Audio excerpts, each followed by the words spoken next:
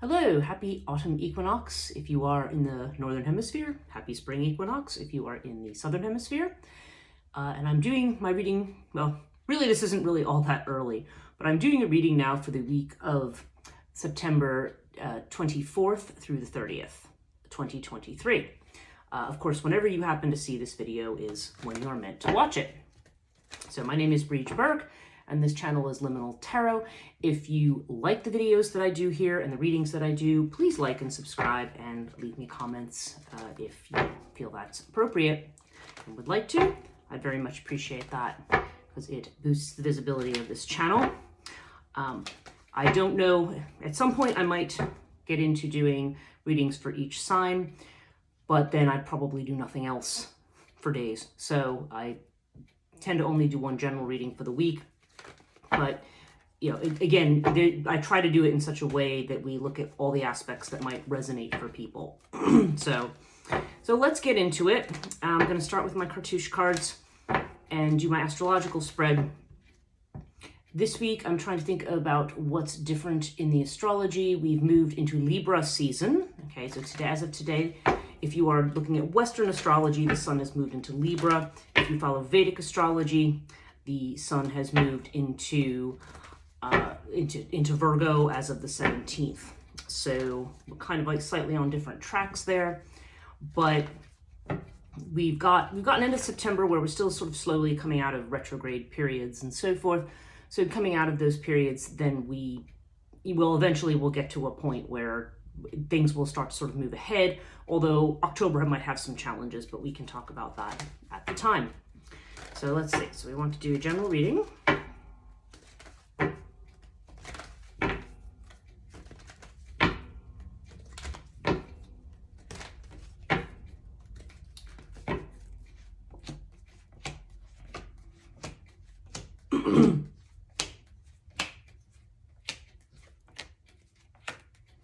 Okay.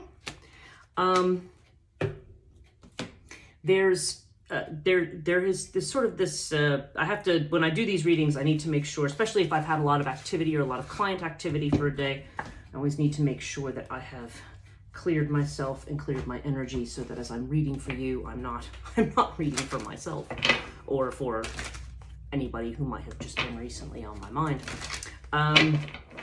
Okay. So we're starting off now of, oh, well, it's interesting. We've had a few weeks where we've been, there's sort of a very fiery confidence and a sense of moving ahead. But it seems like this week there might be a little bit of self-doubt creeping in that's probably not necessary, but, it's kind of what's showing up. Today's tarot deck that I'm using, in addition to the cartouche cards, which I always use, people who know me know I've been using these since 1987. Not this exact deck, but I've gone through, I think, 3 different decks. They don't make these anymore, so I hang on to this one and try to cherish it. One of these days on this video, I will show you my original deck, which is pretty funny to look at. It's quite well used. So the deck we're using for today is the Tarot of the Old Path, which I thought would be a good choice for the autumnal equinox, at least as it is where I am.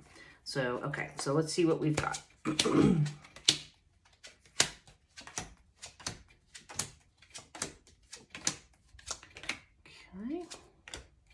interesting. All right.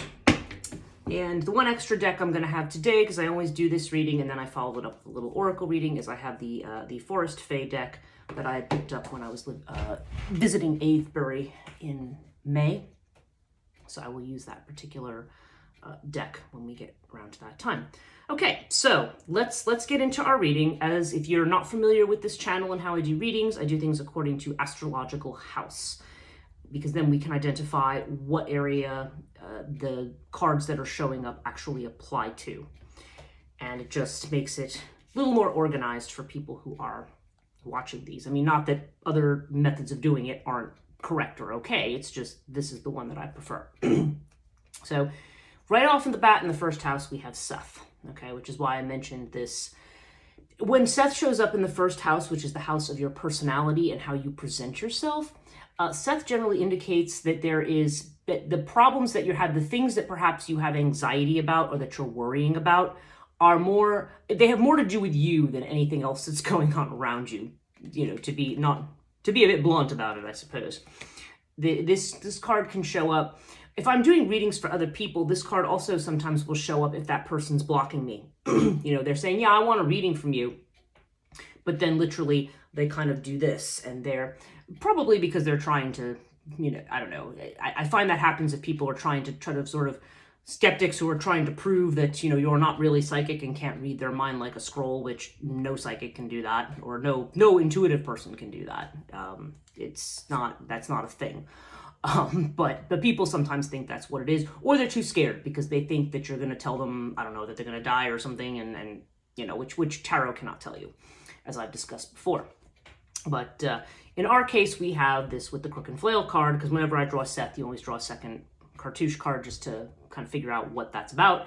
And Crook and Flail has to do with self-confidence and self-discipline. So when this card shows up, it generally indicates to quote Rich Hall, a crisis of confidence.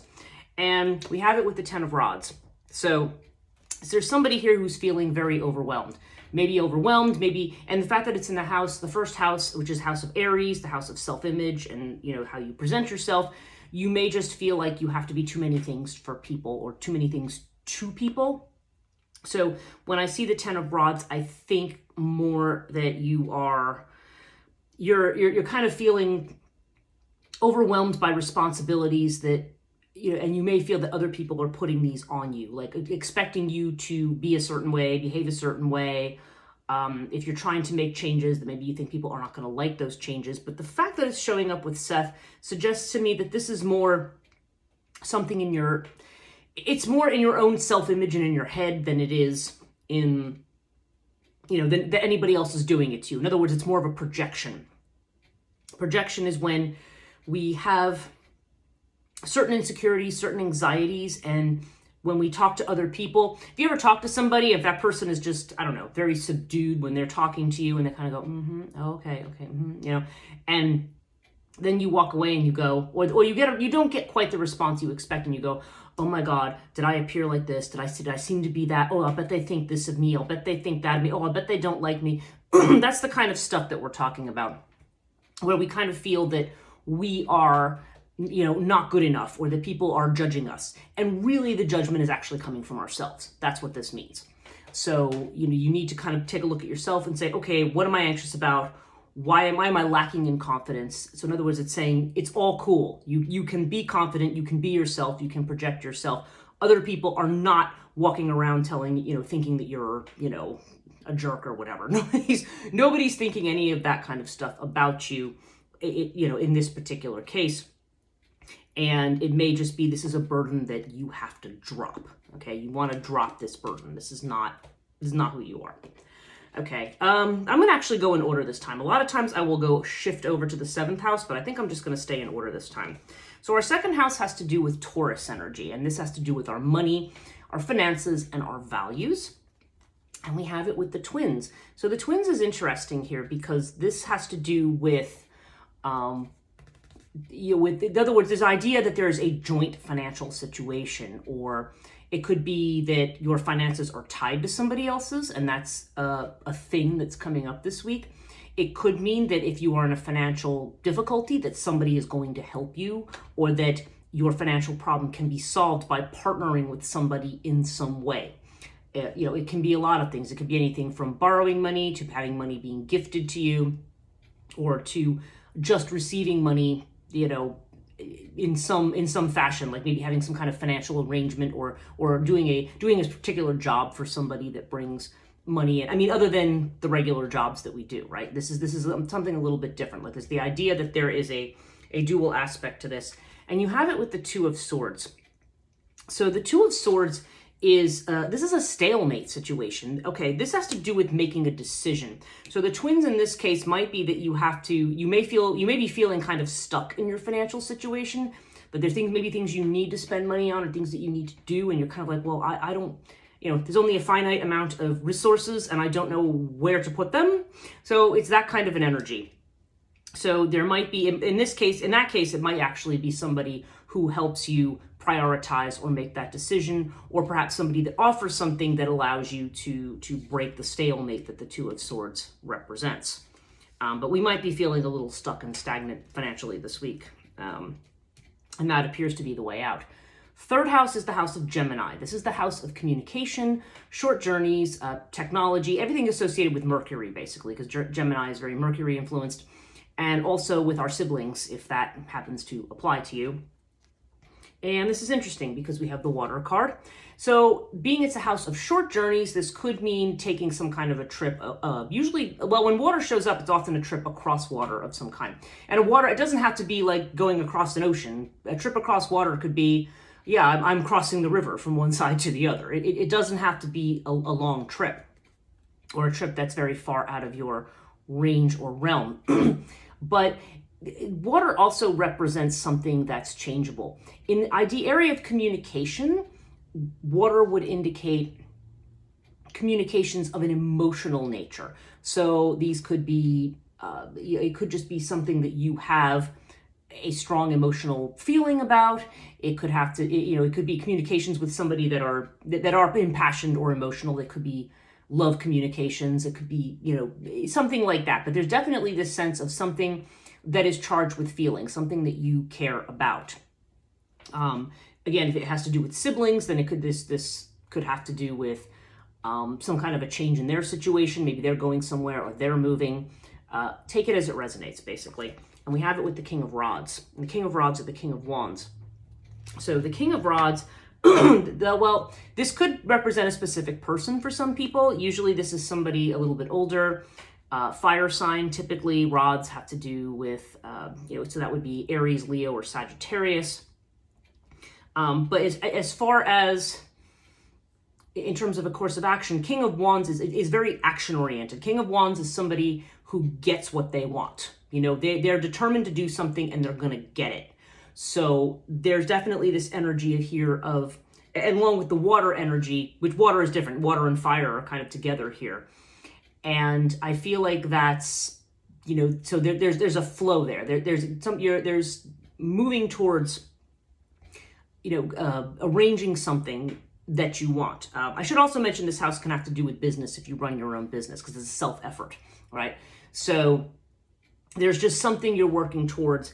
And the other message that I'm getting is just sort of, for some people, this means go with the flow. You may be on track and determined to get something, but you may have to just flow with what's going on right now, and in order to get to where you want to go. But I mean, this still, to me, this promises success. It suggests you're on the right track with something to get to where you want to be. But you may just have to go with the flow. And in this case, I would think that you would want to check your emotions a little bit and not get too carried away, because that sometimes can happen. We can let, it's good to have feelings about something that sort of spur us on, but our feelings can also overwhelm us in the way that we also end up in a point of inaction too, or we start doubting ourselves, which we're seeing some of that up in these first two houses. So this suggests to me, King of Rods suggests being on top of your game.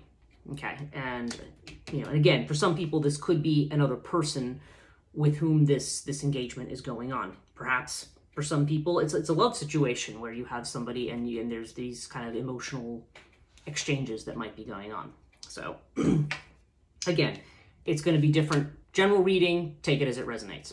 Fourth house is the house of Cancer, and that is the house of your home, your environment, and also of the mother. So again, see which applies here. I should mention too, when I talk about home, that this doesn't necessarily have to do with your physical dwelling. I mean, it could, but it could also do with your sense of feeling, quote unquote, at home. Now we have Osiris here. So yeah, this is a pretty stable card. I think we've seen in the last few weeks some cards having to do with moving and changing. But this kind of indicates kind of just establishing a solid foundation, kind of staying where you are, making your judgments, about these things. And so it's a good card to come up if if you felt off kilter. Like I said, if we're seeing this first house stuff, this sort of indicates that what's going on in your home environment. If you feel that there's been chaos and instability, it's more or less saying, well, no, everything's kind of status quo and it's okay. things not getting better, but not getting worse necessarily. And we have it, oh, it's interesting. We have it with the Seven of Swords. So the Seven of Swords, yeah, that indicates, it can indicate like a duplicity, like somebody who's not telling you everything. Sometimes there's a lack of truthfulness here. Seven of Swords can be trying to do something in a sneaky kind of a way, or even not sneaky. If you want it more positively, maybe more in a diplomatic kind of a way, not taking a direct approach to something, taking a different approach. And it can also just indicate information that somebody's not sharing with you. So Seven of Swords kind of has this vibe that can range from everything from being diplomatic to being kind of sneaky. I feel like in conjunction with Osiris, it may be more of a feeling that you may feel insecure about somebody maybe who is either stabbing you in the back or just holding back information that you need. Or the phrase that's coming into my head right now is waiting for the other shoe to drop. Like something is going on and you think that, that maybe something seems too good to be true, or, things seem too quiet or too stable. And you're like, no, there's gotta be something else going on here. There's, I'm just waiting for the next, piece of bad news or whatever. But with the Osiris, it more or less indicates, things are actually kind of stable right now. This may refer back to our feelings here in the first house. The Seven of Swords might be a projection of some point, of some type. The other thing, though, that the Seven of Swords could mean is that for a situation that you're dealing with where perhaps you are feeling insecure, or perhaps the things do have to be done on your home, this, to me, could indicate that you want to think about a different way of doing something. Okay, so that's another possibility for people if you're facing some kind of a dilemma. Okay. Fifth house has to do with Leo energy, and this has to do, now again, if you have children or situations that involve children, this could have to do with them. It also has to do with leisure activities, so things you do for fun. It has to do with your creativity and creative projects. With Leo, is very outward facing, very, very gregarious, very, very passionate and fiery, and generally noticed by people. Okay, so this is this kind of thing. It can have to do with love affairs, generally unlegalized situations, unless there's a something in the seventh house of partnership that would reinforce it as a permanent relationship. But just, basically unmarried, unlegal situations. So we have Hathor here. So Hathor is a very strong feminine card. So for some people, this literally could mean a woman of importance. It can also mean creative projects that are feminine in nature, and I want to be careful about what I mean by that. Now, the way that the Murray Hope, who is the writer of the Cartouche deck, who did the book and designed the deck, had said this, that the feminine creative might have to do with making crafts, might have to do with domestic products and things, like doing something domestically, some kind of a thing that we typically traditionally have associated with the female, things that you do that are more, like I said, more crafty in their inflection. However, in the fifth house, it can also have to do with somebody who is just very, very strong and independent, particularly a female who's very strong and independent. But it doesn't have to be a female. It could just be this energy of being organized, getting it together, and being able to do it. This is like Empress energy comparatively in the tarot deck. So this can also just be about planting seeds and being confident of the harvest that's going to come. So all these things are possible. If you're dealing with children, I feel like that might just have to do with taking on a strong, organizing, authoritative, motherly kind of role for somebody. That's possible. Now we have it with the Four of Swords. So the Four of Swords is about taking a break, taking a rest, putting your swords down, standing back and not fighting, not engaging, taking some time out for yourself. So I think actually this might actually also have an implication for leisure or for your pleasure. And that would say to me, almost in this case, Hathor might be just pampering, like taking time out for yourself, taking time to beautify yourself, or, the things we couldn't do during Venus retrograde, or probably we shouldn't do during Venus retrograde. Venus retrograde is not a good time to say, get a new hairstyle or get a new tattoo or, change something drastically about your appearance. This might be saying, like, take a spa day, it could be, it's that kind of energy. It could just be take some time out to do something involved with beautifying yourself or just pampering yourself in some fashion. Okay. Sixth house has to do with Virgo energy, and this would be related to your health. It relates to things that you might have worry about, because Virgo tends to be very detail-oriented and very perfectionist. So there's that kind of anxious kind of worry energy that can be in this house. It also has to do with our service to others. Okay, so frequently this is the house of job as opposed to career. I mean, as I've said before, I always look at 10th house as being the house of career, this being more the house of, what you do to make money. And for some people, it's the same thing. So it would apply to both. But we have Isis here. Okay, so again, Isis to me has that same vibe as Hathor here. It's almost like you need to take time out for self-care. That's what I think this would mean in terms of health. But so it's not that there's anything necessarily wrong. For some people, this could have something to do with your mother, because Isis is very strong mother energy. So some people might have some concerns about their mother's health. We have it with the 8 of Cauldrons or 8 of Cups. And this is about walking away from a situation. And this frequently comes up when we have trapped ourselves in a situation that we feel that we cannot get out of. We say, well, I really hate this job and it's draining my life, but I need the money and I need the health insurance, something like that. And this is saying, you want to take time out for yourself, you need time to heal, and you want to think about this a different way. I mean, it seems to be something like that, but there's definitely a sense of walking away from something here. On this particular card, now in this deck, they don't have, obviously, all the traditional Rider-Waite imagery, but frequently this card also includes an eclipse on it. And I feel like I see the 8 of Cups a lot, and next month there's going to be an eclipse season. We're going to have a solar and a lunar eclipse, which is usually how it happens. They happen in pairs, like one mid-month, I think one on I want to say it's the 17th of October, and then one right at the end of the month around Samhain. And so there's, so I don't know. I feel like for some people that means the eclipses might be important. But also, if this is not a situation that you feel applies to you, this could have to do with a situation you're worried about or your work. And this would be then basically counseling you to be patient. Isis shows up when we need to allow something to grow or allow an idea to, we need to allow things to unfold.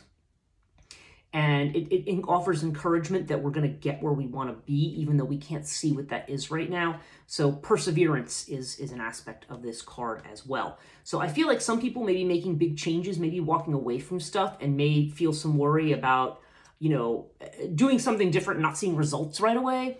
So this would be saying, well, be patient. The results will come. They're not, you're not going to shift from one lifestyle to another and have it all change just like that. I mean, I guess that happens for some people, but it's not usually how it happens. All right, let's go to our 7th house. Speaking of Libra, it's Libra energy here. And we have, this is interesting. We have Bast. So Bast is the happiness card. So this is again, there's this playfulness here.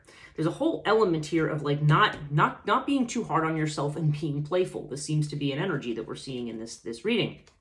Now, Bast has to do with a lot of different things. Sometimes this can represent somebody who's a musician or somebody who's in the arts in some fashion. So that came into my head, so that might apply for some people.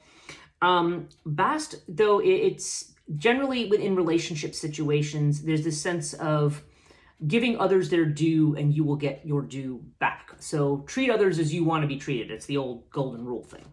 And we have it with the High Priest. So the High Priest indicates some kind of a very traditional situation. So this could be a partnership. If it's a business partnership, it could just be somebody who's going to mentor you in something potentially, or somebody who's just, who's just an expert in something, who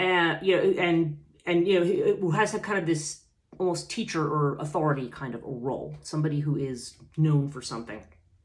For some people, though, 7th house, High Priest, which is also the same as the Hierophant, that can also indicate marriage for some people. This can be a situation that requires a higher level of commitment, or that brings about a higher level of commitment. So for some people, yeah, this could be literally talking about a relationship that's going to potentially be more traditional and potentially may also lead to something legalized, something more serious and more traditional. So again, that, it's going to apply differently for different people, but I would think that in a business sense, it would have to do with somebody who is, somebody coming in with some kind of authority or expertise who you might end up working with.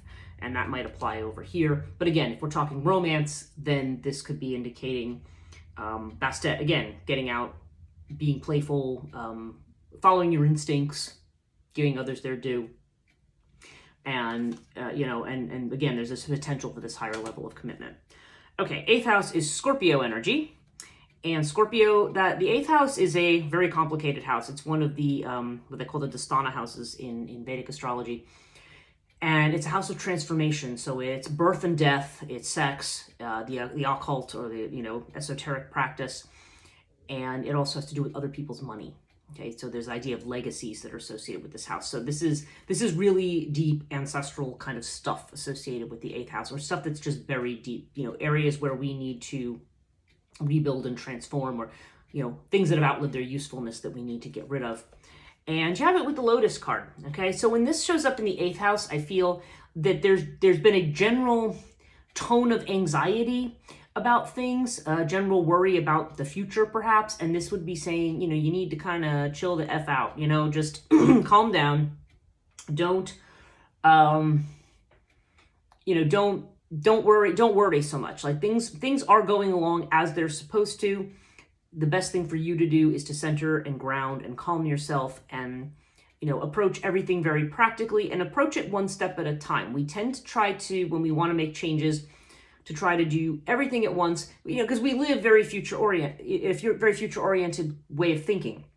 We have a society that tells us, oh, well, if you have to have your 5-year plan. You have to know where you're going to be in 6 months. You have to have, you can't do anything until you have these preparations. And sometimes that's true. I don't want to say that it's not good to prepare, but generally speaking, we get way too bogged down in this stuff, and then we don't make any moves. There's this 2 of Swords here in the exact opposite house. We're afraid to make moves.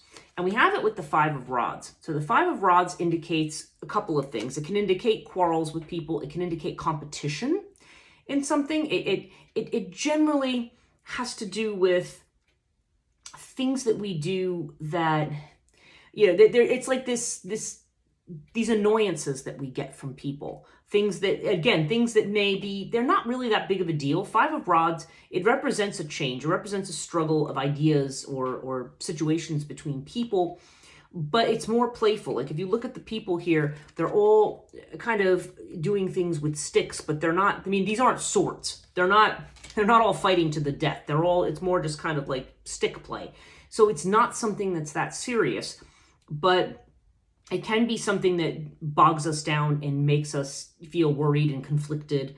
And again, seeing this in the first house tells me that a lot more, it may be not so much that other people are impinging on us. There's the lightness of the 5 of Rods, compared to some other cards, suggests to me that this is, whatever kind of difficulties you're having, if it's somebody who's critical of something you're doing, or like somebody like me with a channel, and if people make negative comments or if they say something, it's just, who cares? It's kind of it is what it is. Or you just maybe being eaten away by these tiny little, did I pay attention to this? Did I pay attention to that? Am I doing it as comparison? Did I do it as good as this person? It's fine. It's fine. Just calm, center, focus on what it is you're doing, and don't worry about other people. A lot of this is just a matter of self-confidence. Okay, 9th house is Sagittarius energy. And the 9th house has to do with higher education. It has to do with long distance travel as opposed to short-term travel. And it has to do with kind of our belief systems, the quote-unquote higher mind, religion, philosophy, what we really believe in life. It's not superficial. Like the knowledge that we see this is like Mercury, this is Sagittarius, this is Jupiter energy, it's much deeper. In Vedic astrology, Jupiter is the guru of the gods. Sri Brihaspati, he's the guru of the gods, whereas Venus or Shukra is the guru of the what they call the Asuras. We call them demons, but it's not quite an equivalent term.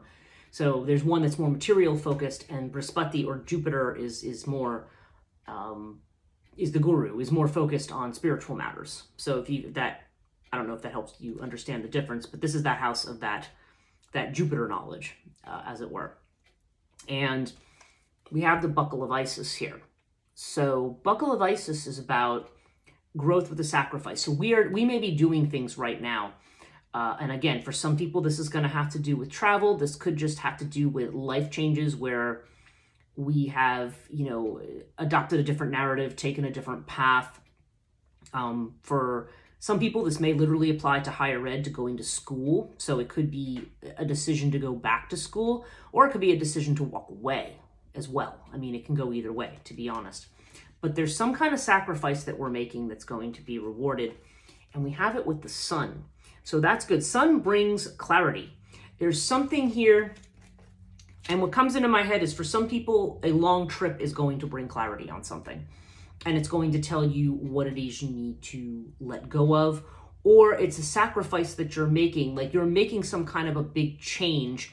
And this is saying, you're going to be rewarded for that change, and that's going to become clear. The sun brings clarity.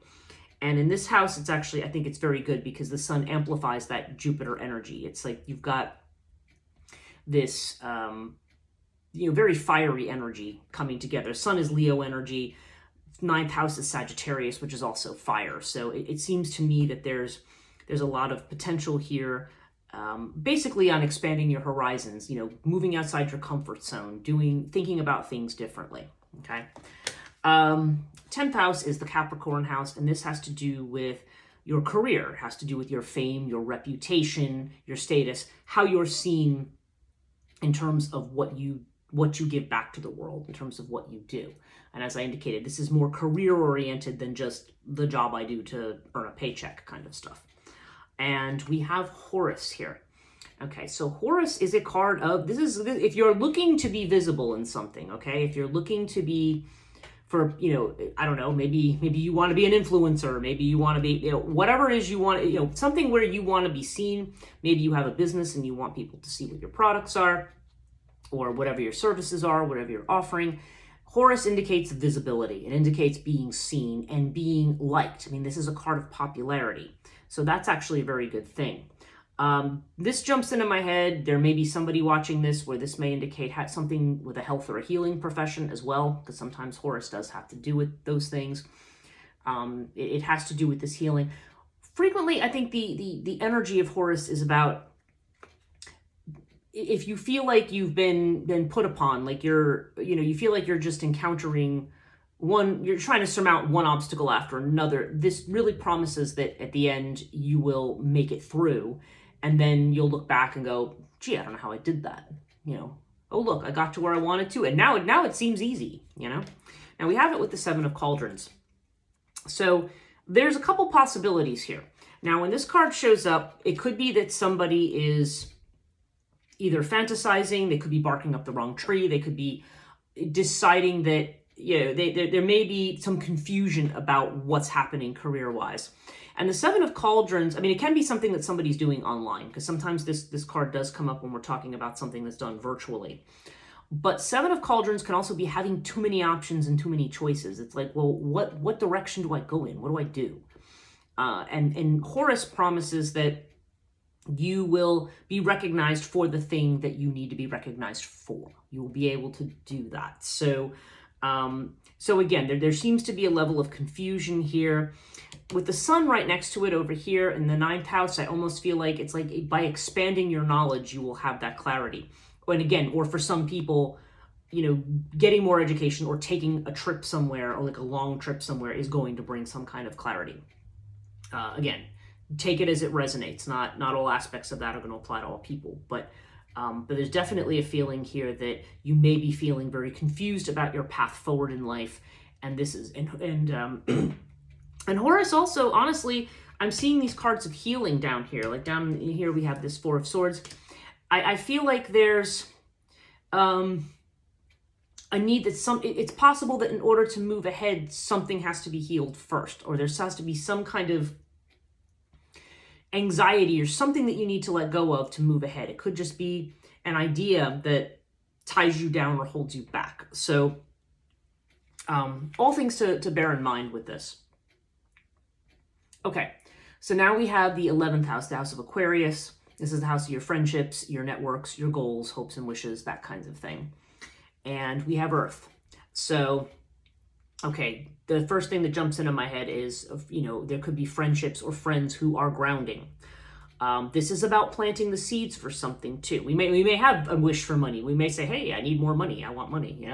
Hey, don't we all, right?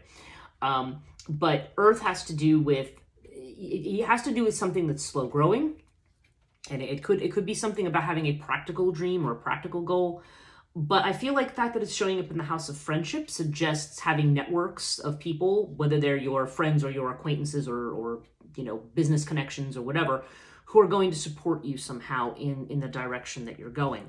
And you have it with the 8 of Swords. So, excuse me, that indicates to me that you are overthinking something.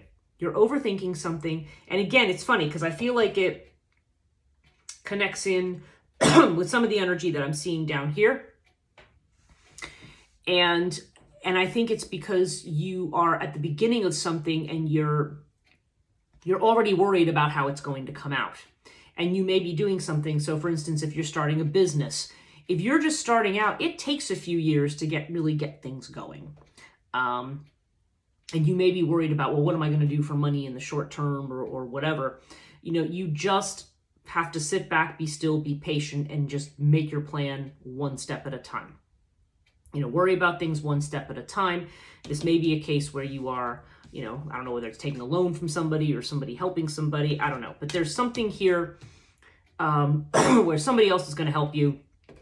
Again, I'm seeing this partnership over here. For some people, that could just be somebody who's going to mentor you in the right direction, where it is you need to go to get to where you need to go. And this could be somebody who's a friend. It can also indicate money or something coming from friends or from a network. So yeah, so all of this stuff. 8 of Swords, though, shows up when we think we are stuck. And, because we have this, and this card is interesting because you have a person here who he's got his head down and he's standing in the middle of these swords, but he's just standing in the middle of them with his head down. He's not actually trapped. Like some versions of this card, you show a woman who's blindfolded and her arms are bound, but her legs are free. And it looks like she's just bound by tissue paper. I mean, it's not bound by anything that's really that serious in a lot of decks. In the Cat Tarot, it shows a picture of a cat who's kind of laying under a branch and is flailing. But actually, in all of those cases, you're not stuck. You're looking at something only one way. And it's like you need to you need to relax and let the idea flow and stop overthinking. Okay, because so yeah, get grounded, get practical, stop overthinking, stop overanalyzing a situation, just let it grow. Okay, so now we have the 12th house, which is the house of Pisces energy. And this is going to be, for some people, again, I'm usually fixated on foreign travel because something I do fairly often, but it's the house of fears, really. It's the house of escapism, of fears. If the first house is what you're showing to people, this is what you don't show to people, or, what's kind of in the back of your mind that you don't show to people. Yeah, we have Sirius here. So there's a sense of endurance here. So when I see Sirius show up, there's this sense of, it's almost got a nine of wands energy to me. It's like we're tired. We have to have the strength to do something. Where there's something that we are working our way through. Like it requires work. It's not something that just easily comes to us. So we may be worried about the level of work. But Sirius also has to do with thinking outside the box. Like it's very Aquarian. Think outside the box. This is not, you don't want to be doing things the same old way. And you may be afraid of that. You may say, well, no, I have to do things the same old way. So with the Knight of Swords, we're looking at trying to do something too fast. Again, Knight of Swords is impulsive, impatient. I want it now.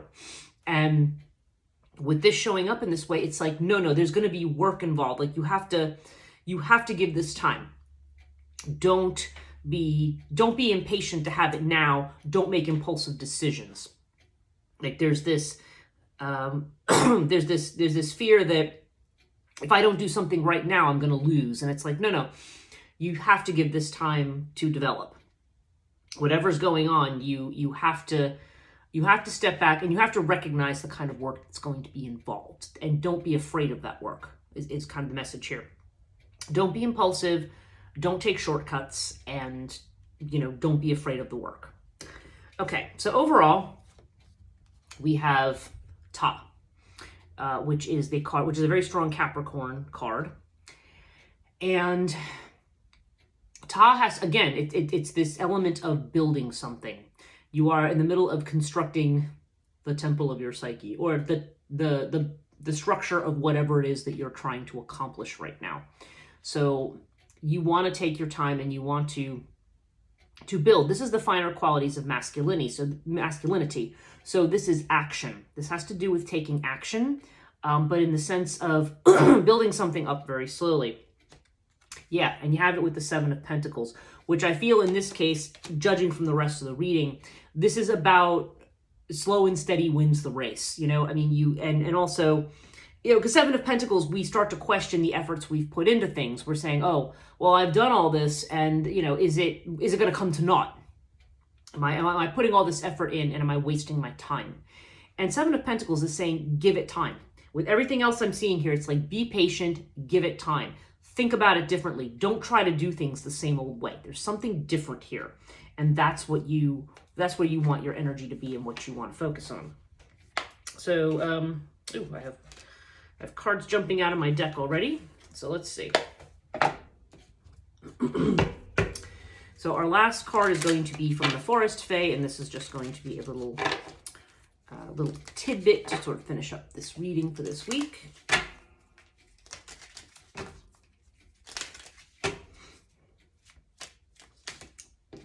Okay, don't need that many, I just need one. Here we go. I'm just going to go with the top one. So the top card we have here is the Sentinel. New opportunities shall manifest in unexpected ways. Okay, this is your card. So yeah, interesting finish to this reading, because I think that more or less sums it up. A lot of times we have a plan and we think we know how it's going to go, and we get taken down unexpected pathways, and as it turns out, they take us to exactly where we need to be. So have faith in the process, trust what's going on. Don't make yourself crazy. And I guess the good news about this is that it's more you making yourself crazy. It's not that you've got all these roadblocks around you. And, although sometimes it's the hardest to deprogram ourselves from the way that we think about things. So anyway, well, have a great week, relax, take some time out. Don't rush. Don't worry if everything's not coming together right now. And, I wish you a very happy equinox, a very happy fall. And I hope you have a bountiful harvest for the fall, or if it's spring for you, that, things grow the way you want to, just in keeping with the season. And I'll see you next week.